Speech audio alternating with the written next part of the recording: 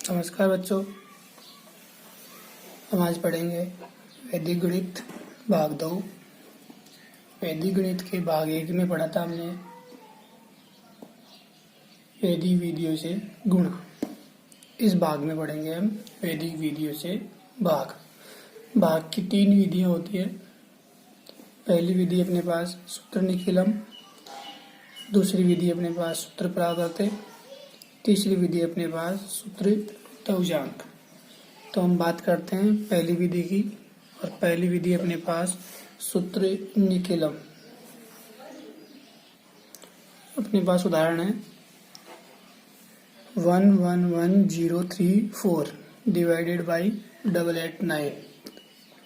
हमें इस क्वेश्चन को किससे करना है? सूत्र निखिलम द्वारा। तो इसमें आप थोड़ा सा ध्यान रखें। नोट में क्या रहेगा आपके पास? जिस संख्या का हम भाग लगा रहे हैं उसको कहते हैं हम भाजक, डिवाइडर। तो भाजक का प्रत्येक अंक 5 से बड़ा होता है। ये फर्स्ट कंडीशन है इसकी। दूसरी कंडीशन है अपने पास दो संख्याओं द्वारा या दो रेखाओं द्वारा 3 भागों में बांटना। और तीसरा भाग है आधार में जितने शून्य होते हैं उतने ही अंक तीसरे भाग में रखते हैं। इस नोट को मतलब इसके अनुसार हम ये विधि हल करेंगे। तो पहला है भाजक का प्रत्येक अंक क्या होना चाहिए? 5 से बड़ा। जो आपको दिया हुआ है वो क्या है? प्रत्येक अंक 5 से बड़ा है। दूसरा, दो रेखाओं द्वारा 3 भागों में बांटे। ये अपने पास दो रेखाएं और इनको हमने 3 भागों में बांट लिया है, 1, 2 और 3। कंप्लीट। इधर वाले भाग में आपको लिखना है भाजक। वो कितना है आपके पास? 889। कंप्लीट। इसके साथ ही इसको कहते हैं हम पूरक अंक। क्या कहते हैं? पूरक अंक। वो क्या होता है वो देखते हैं अभी। पूरक अंक भी लिख देता हूँ मैं इधर।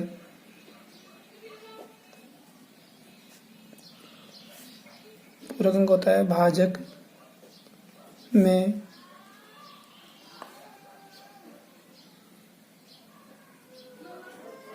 जोड़ी जाने वाली संख्या जो आधार को प्राप्त करे। ठीक है। अब यहाँ हम देख पा रहे हैं कि इसका आधार क्या होगा। अपने पास नंबर कितना है? 889। तो ये किसके नियरेस्ट नज़दीक है? 10, 1000 या 100। ये 1000 के नज़दीक है। तो इसका आधार कितना हो जाएगा अपने पास? कंप्लीट। और पूरक अंक मतलब इस नंबर में मैं अब क्या जोड़ूं कि मेरे पास क्या आ जाए? 1000 आ जाए। तो वो क्या कहलाएगा? पूरक अंक। तो जोड़ी जाने वाली संख्या क्या रहेगी? 111। कंप्लीट। थर्ड भाग क्या था? आधार में जितने शून्य हैं, आधार में कितने शून्य हैं? 3। उतने ही अंक तीसरे भाग में रखते हैं। पहला भाग, दूसरा भाग और तीसरा भाग। तो तीसरा भाग कितने जीरो है? 3। तो यहाँ से आप 3 अंक पीछे वाले इसके अंदर रखेंगे। कंप्लीट। अब इसके बाद क्या करना है आपको कि जो अंक रह गए उनको बीच वाले भाग में रखते हैं। यहाँ तक जिसको कहते हैं प्रश्न का व्यवस्थीकरण, मतलब प्रश्न को सेट करना, सेटअप है इसका। इसको बोलते हैं क्षैतिज रेखा। जो आप 4 या 5 लाइन के बाद खींच लें। कंप्लीट। अब इसके बाद क्या करना होता है, क्रियाविधि देखते हैं इसकी। पहले अंक को जैसा है वैसा का वैसा इसको नोट करते हैं। तो पहला कितना था, 1, तो यहाँ भी कितना हो जाएगा अपने पास, 1 हो जाएगा। उसके बाद इस 1 को किससे गुणा करना पड़ता है, पूरक अंक से, मतलब भागफल अंक इंटू पूरक अंक।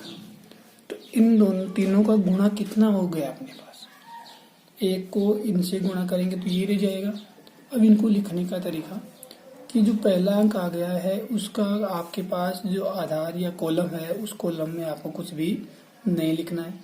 उसके बाद आपके पास कितना आया, 111, इन दोनों को गुणा किया तो आप आगे वाले अंकों में एक एक अंक के नीचे एक एक अंक लिखते जाए। जिस अंक के नीचे नहीं आ रहा है वहाँ डैश लगा दे, खालिस्तान हो गया। आगे वाले 2 नंबर है, सबकी बात नहीं कर रहा हूँ, हमेशा आपको एक एक स्तंभ की बात करना है। एक ये, एक ये, एक ये, एक ये, एक ये और एक ये। तो आप इन दोनों को जोड़ ले, 1 और 1 कितने हो गए, 2। फिर वापस भागफल अंक इंटू पूरक अंक, फिर 2 को इससे वापस गुणा करेंगे तो क्या हो जाएगा, 222, 2 आ जाएगा।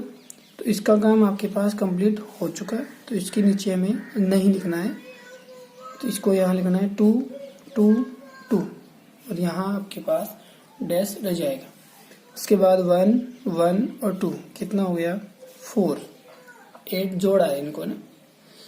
फिर आप 4 को फिर भागफल अंक इंटू पूरक अंक, फिर इनको गुणा करेंगे तो क्या आएगा, 4, 4, 4। अब आपको भाग क्रिया विधि कब रोकनी है उसका आप क्या ध्यान रखें कि लास्ट के अंक के नीचे अंक आ जाना चाहिए। इस अंक के नीचे अंक आ चुका है तो आपकी भाग क्रिया विधि रुक गई है। अब आपको क्या करना है, तीसरे भाग को कंप्लीट जोड़ देना है। 4 और 4 8, 3 और 2 5 और 4 9, 0 1 2 4 7 कंप्लीट। तो यहाँ अतः भागफल तो आया 1 2 4 और शेष वाला आया 7 9 8। मतलब जो तीसरी भाग में आता है वो शेषफल होता है और जो मिड भाग या मध्यम भाग में आता है उसको क्या कहते हैं, भागफल कहते हैं। अब आपके पास एक और उदाहरण ले लेते हैं हम, और उदाहरण है आपके पास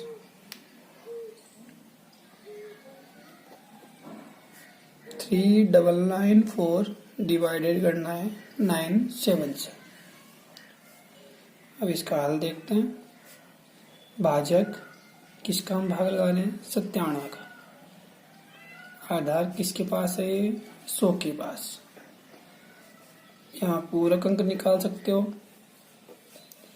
तो कितना हो जाएगा, 100 में से 97 घटा दो तो कितना जाएगा, 0 3। मैंने लास्ट टाइम बताया था आपको कि आधार में जितने 0 होंगे उतने ही किस में होते हैं, विचलन में होते हैं, और उतने ही पूरक अंक में होने आवश्यक है। तो यहाँ 3 आ रहा था लेकिन हमने क्या लिखा, 0 3।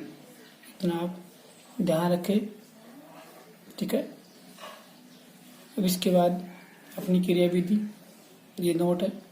तो भाजक का प्रतीक क्या है, 5 से बड़ा दिख रहा है आपको, 9 और 7। दूसरा है, इसको 2 रेखाओं में हम बांट देंगे।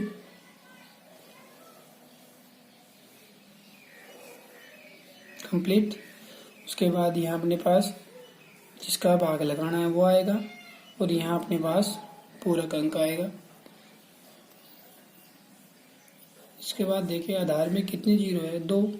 तो संख्या के 2 अंक पीछे की ओर आएंगे और जो रह गए वो अंक बीच वाले भाग में आएंगे।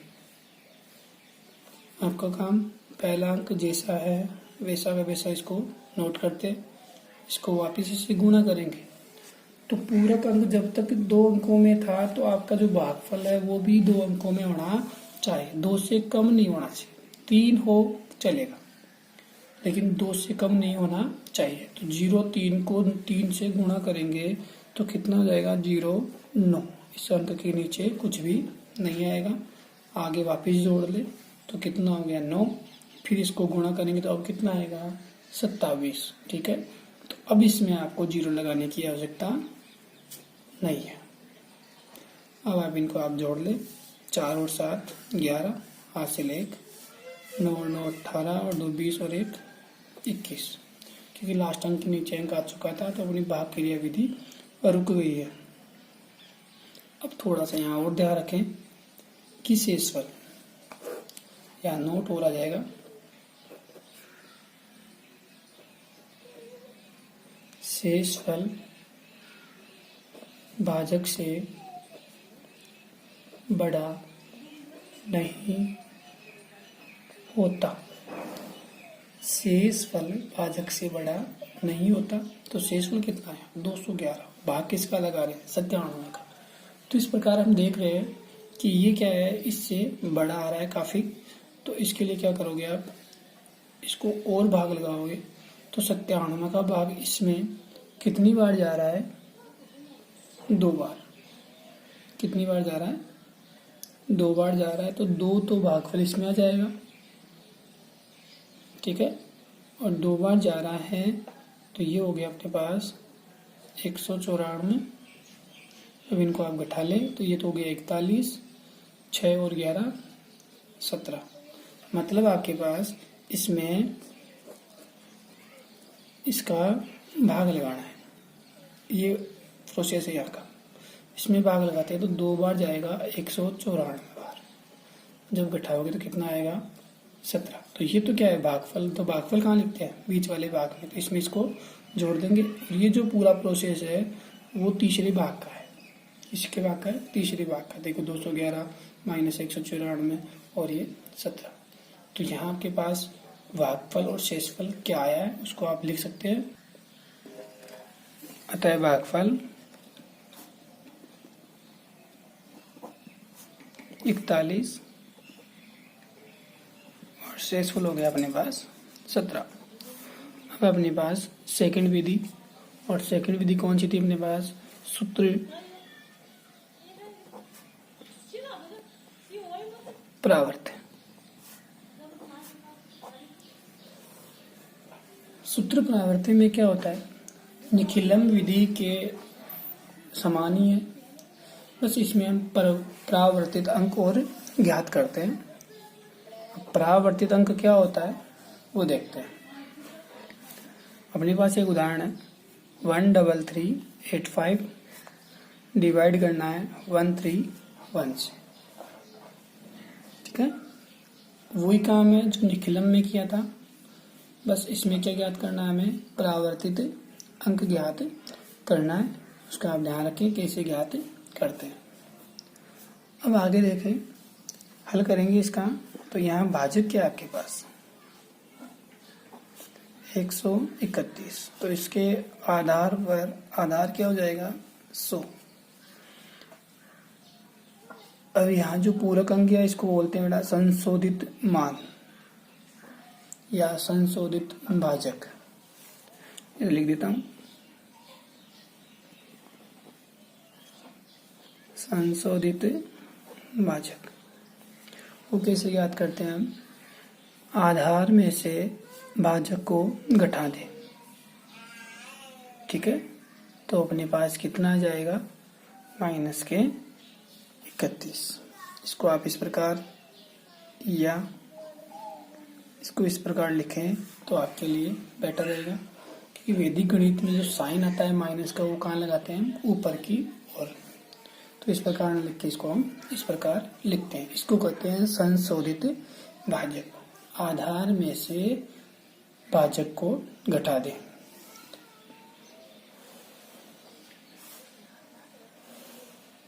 यही काम किया था हमने पहले, फर्स्ट भाग, सेकंड भाग और थर्ड भाग। इसमें क्या आएगा भाजक और इसमें क्या आएगा परावर्तित अंक। उसमें क्या था पूरक अंक। इतना थोड़ा सा ध्यान रखें। पूरक अंक में क्या करते थे, आधार में से संख्या को घटाते थे। यहाँ भी हम आधार से संख्या को घटाते हैं वहाँ हम चिन्ह नहीं ले रहे थे, चिन्ह नहीं ले रहे थे, इतना आप ध्यान रखें। यहाँ हम चिन्ह लेके चल रहे हैं, प्लस और माइनस। आगे आधार में कितने जीरो है? 2। अंक भी कितना आएंगे यहाँ पर? 2। जो रह गए हैं वो बीच वाले भाग में। पहले वाला अंक जैसा है वैसा का वैसा आ जाएगा। इसको आप इससे गुणा करेंगे, 1 को -31 से गुणा करेंगे तो माइनस के 31 यहाँ खाली रह जाएंगे। 3 में से 3 गया तो 0, फिर 0 का आप इससे गुणा करोगे तो 0 ही आ जाएगा, या इसको खालिस्तान कर सकते हो आप इस आगे वाले को, तो क्योंकि 2 में तो इसका 0 हो जाएगा। तो इनको आप जोड़ोगे वापस, 3 में से 1 गया तो 2, फिर 2 को गुणा करो तो कितने हो गए? माइनस के 62। लास्ट अंक के नीचे अंक आ चुका है, अपनी भाग जो क्रिया है वो क्या हो जाएगी? रुक जाएगी। उसके बाद भागफल या तीसरे भाग में, सॉरी शेषफल भाग में या तीसरे भाग में जो भी अंक है उनको आप हल कर ले। 5 में से 2 गया तो 3 और 8 में से 6 गया तो 2। तो यहाँ अतः भागफल कितना आया? बीच वाला भाग कितना? 102। और शेषफल कितना आया?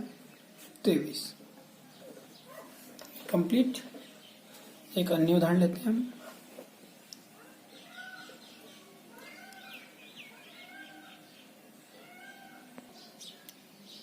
उदाहरण अपने पास 1 2 3 4 डिवाइडेड बाय 9।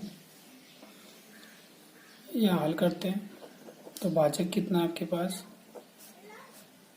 9। तो इसके आधार पर आधार क्या हो जाएगा? 10।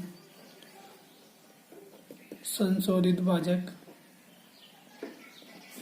क्या होता है? 10 माइनस 9 बराबर प्लस का 1। तो यहाँ 3 भागों में बांटना है हमें, तो 9 प्लस 1 1 2 3, यहाँ जाएगा 4, क्योंकि लास्ट भाग क्या था अपने पास? आधार में 10 0 एक बार ही था, तो यहाँ से एक अंक आपके पास यहाँ जाएगा। पहला अंक 1 को आप इसी से गुणा करेंगे तो 1, 1 और 2 कितने हो गए? 3, 3 को फिर गुणा करेंगे तो 3, 3 और 3 6, 6 को गुणा करेंगे तो 6, दोनों को जोड़ दें 10। अतः भागफल 136 और शेषफल आ जाएगा अपने पास 10। तो ये थी अपने पास 2 विधियाँ। अब पढ़ते हैं तीसरी विधि। तीसरी विधि अपने पास दवजांक द्वारा भाग विधि। दवजांक क्या होता है उसके लिए आप उदाहरण देख लें एक बार पहले। 9 2 3 5 8 डिवाइडेड करना है 1 5 1 से। तो हमने पिछले कक्षाओं में पढ़ा था कि दवजांक विधि से हम भाग कैसे करते हैं, तो हम देखते हैं इसको। तो इसके लिए संकेत या नोट, दवजांक में अंकों के समान तीसरे खंड में दवजांक अंक के समान तीसरे खंड में अंक रखते हैं। यदि दवजांक का अंक 1 अंक है तो हम तीसरे भाग में भी 1 अंक रखते हैं। यदि दवजांक में आपके पास 2 अंक है तो तीसरे भाग में भी हम 2 अंक रखेंगे। तो इसका आप ध्यान रखें। तो आपके पास 3 लाइनों में 2 खड़ी 2 रेखाएं खींचनी है, वही 3 भागों में बांटना है। 3 लाइन ही होनी चाहिए, चौथी लाइन काम में नहीं आती है। इसके लिए आप थोड़ा सा यहाँ से इसको थोड़ा हल कर सकते हैं। तो यहाँ भाजक क्या है? 151।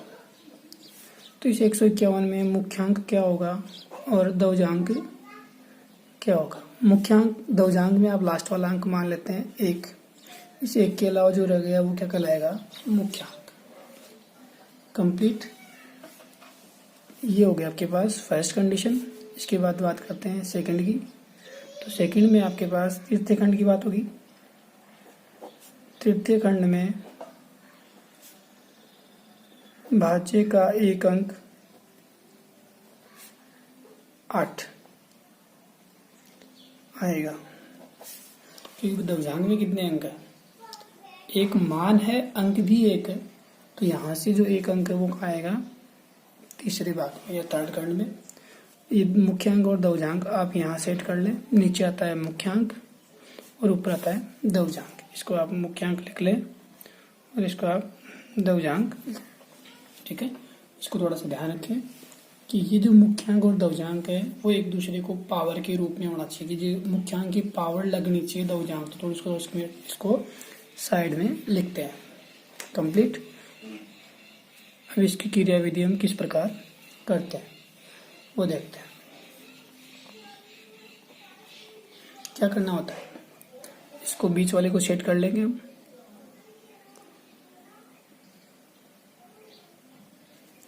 कंप्लीट। कि ये इसके बाद जो अंक रह जाएंगे वो कहाँ आएंगे, बीच वाले भाग में। तो आपको 15 का भाग लगाना है 9 में। 9 में नहीं लगाएगा तो किसमें जाएगा, 92 में। तो 92 में किसका भाग लगाएंगे, 15 का। तो 6 तो क्या आ रहा है इसमें, भागफल, और शेषफल क्या आ रहा है, 2। इसका थोड़ा ध्यान रखें कि भागफल तो कितना आ रहा है 6 और शेषफल कितना आ रहा है 2, क्योंकि इसका भाग कितनी बार जा रहा है, 6 बार जा रहा है। 15 का पाड़ा बोलोगे तो 92 में 6 टाइम के बाद आ रहा है, तो 15 चीज़ी 90, तो 6 बार ये भागफल हो जाएगा। और शेषफल कहाँ जाएगा, तीसरे अंक के नीचे की ओर। इसको लिखते हैं शेषफल के रूप में। अब यहाँ जो आपके पास 2 और 3 मिलाए कितना हो गया, 23। कितना हो गया, 23। इसको कहते हैं नया भाज्य। कितना हो गया, 23। अब निकालेंगे हम संशोधित मान। वो क्या होता है, पहले फॉर्मूला देख लें अब इसका। वो होता है नया भाज्य माइनस भागफल अंक इंटू दशमलव अंक। तो इसको आप लर्न कर लेना। तो संशोधित मान कितना हो जाएगा, नया भाज्य 23, भागफल अंक कितना है 6 और दशमलव कितना है 1। 23 में से 6 इंटू 6, 6 इंटू 1 6, 6 23 में से गया तो 17। अब 17 में क्या करना है, हमें वापस मुख्यांक का भाग लगाना है। तो इसको पॉइंट नंबर देंगे 4। 17 भाग 15, तो भाग लगाओगे तो 1 भागफल आ जाएगा और 2 शेषफल। 1 बार गया, कितने बच गए, 2 आगे वाले भाग में। यहाँ हमें नया भाज्य क्या मिल गया, 2 और 5 मिल गया, कितना हो गया 25। वही संशोधित मान या संशोधित भाज्य निकालेंगे तो नए भाज्य में से घटाएंगे भागफल अंक इंटू दशमलव अंक। भागफल अंक 6 नहीं है, अब कितना है 1। 1 को 1 से गुणा करें तो कितना हो गया, 1 25 में से 1 गया तो 24। अब वही काम अपने पास 24 में किसका भाग लगाएंगे, मुख्यांक का। तो 1 बार भागफल जा रहा है और 9 क्या आ रहा है इसमें, शेषफल। कि 15 एकम 15, 24 में से 15 गए तो 9। कंप्लीट यहाँ तक। इसके बाद क्या करोगे आप, इनको आप लिख लें 1 और ये शेषफल 9।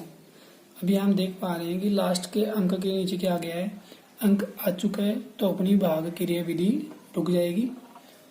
इसके लिए आप क्या निकालोगे, छठे भाग में। छठे भाग में क्या निकालोगे आप, पहले नया भाग देख लेते हैं। नया भाज्य कितना हो गया, 98। कंप्लीट।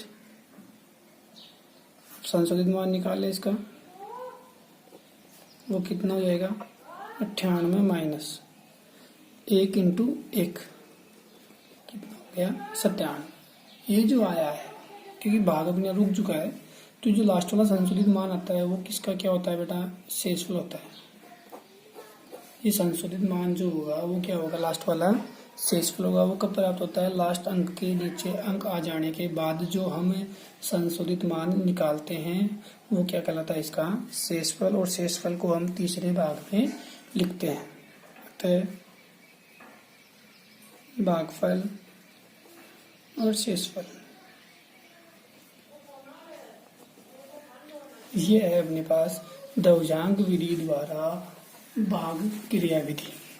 एक उदाहरण और लेकर देखते हैं। संख्या है अपने पास 5, 8, 7, 6, 4 में भाग लगाना है 59 का। ठीक है, अपना काम कर लेते हैं पहले।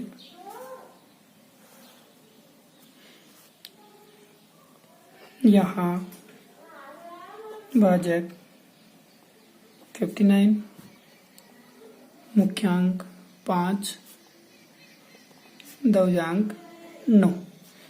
इसमें लास्ट वाला अंक दवजांक होता है, बाकी जो एक अंक रहेगा, 2 अंक रहेंगे, वो क्या कहलाएगा? मुख्यांक। तो मुख्यांक को हम नीचे लिखते हैं और दवजांक को ऊपर लिखते हैं।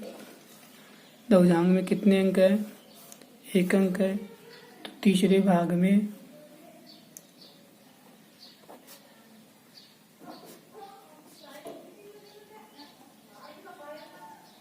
क्या आएगा? 4।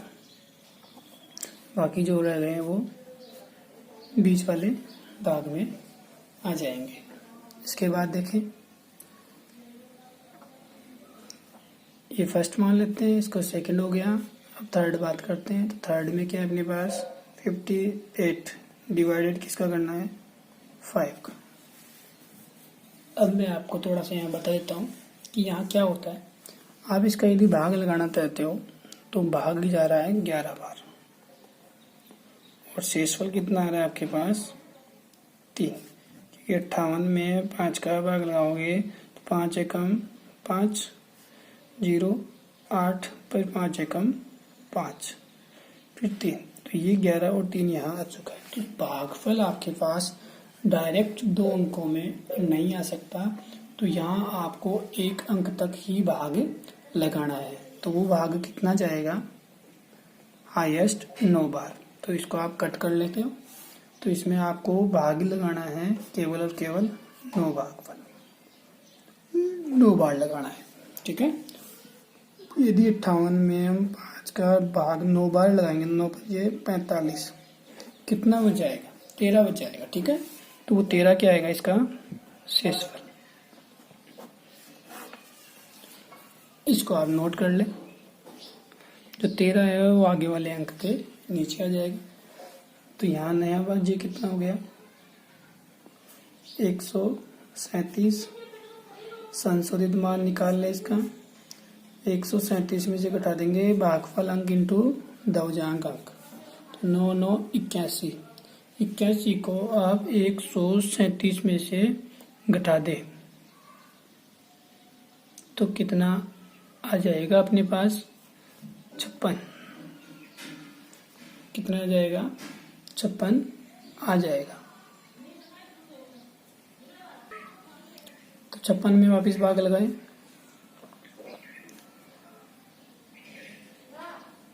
56 भाग 5 का लगाना। हाईएस्ट बता दिया है आपको कितनी बार लगाना? 9 बार। 2 अंकों में भाग नहीं जाना चाहिए इसका, इसमें वापस फिर 11 बार जा रहा है, तो हमें केवल और केवल 9 बार ही भाग लगाना है। तो 9 पंजे 45 को इसमें से घटाओगे तो 11 क्या आएगा? शेषफल आएगा। ठीक है, अब यहाँ से कितना हो रहा है? ये 9 आ रहा है और ये 11 यहाँ जाएगा। तो नया भाज्य कितना हो गया? 116। यहाँ संशोधित मान निकाल ले तो वो कितना आएगा अपने पास? 116 में से घटाओगे भागफल इंटू दवजांक अंक तो कितना हो जाएगा अपने पास? 9, 9, 81। 81 116 में से जाएंगे तो कितने हो जाएंगे अपने पास? 35। ठीक है, तो ये आपका 5वां पॉइंट कि 35 को क्या करोगे? भाग लगाएंगे 5 से। लगाते कितनी बार जाएगा? 7 आगे भागफल और 0 आ गया शेषफल। तो ये आ गया 7 बार और यहाँ क्या आ जाएगा 0। अब नया बाजी निकालें। कितना हो गया 0,4।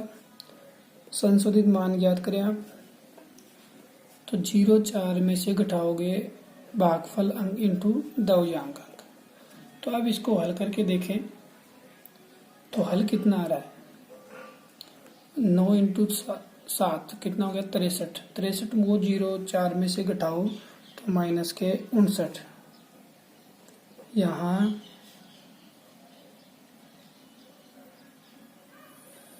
संशोधित मान ऋणात्मक है, इसे नहीं लेते, इसलिए भागफल अंक को 1 कम कर देते हैं तथा शेषफल में मुख्यांक जोड़ देते हैं। इसलिए अपने पास नया भाज्य क्या आ जाएगा, मतलब आपको यहाँ से कम करना है और इसमें मुख्यांक जोड़ देना है। तो कितना हो गया 5। तो 0 और 5 5 यहाँ से एक कम कर देना है। कब? जब आपके पास संशोधित मान किसमें आ जाए ऋणात्मक। तो ये क्रिया आप कहीं भी आजमा सकते हैं। तो नया भाज्य अपने पास कितना हो गया 54। संशोधित मान निकाले इसका 54 माइनस मुख्यांक इंटू भागफल अंक इंटू दशमलव। तो कितना हो गया 54 माइनस 9 × 54, 54 में 54 गया तो 0। तो ये जो नया बात लास्ट में अंक के नीचे अंक आ चुका था, लेकिन हमने जब शेषफल निकाला तो वो किसका आ गया ऋणात्मक, इसलिए उसको हमने एक बार और लग गया, क्योंकि लास्ट अंक के नीचे अंक आते अपनी भाग क्रिया विधि रुक जाती है। तो यहाँ आप रुकी नहीं है क्योंकि शेषफल आपके पास किस में आ गया था ऋणात्मक। तो इसको हम धनात्मक लाने तक इसको पुनः किया। तो ये जो आया है अपने पास संशोधित मान क्या कहलाता है शेषफल। क्या कहलाता है शेषफल। तो इस लाइन को आप यहाँ इसको नोट कर दें 54 माइनस 6 इंटू 9 बराबर 0। इसका हल जो है वो यहाँ हम नोट करते हैं। अतः भागफल कितना आया अपने पास 996 और शेषफल कितना है अपने पास 0। तो ये थी अपने पास वैदिक गणित की बाकी विधियाँ। यदि किसी को समझ में नहीं आया तो कमेंट करके या फ़ोन करके पूछ सकते हैं।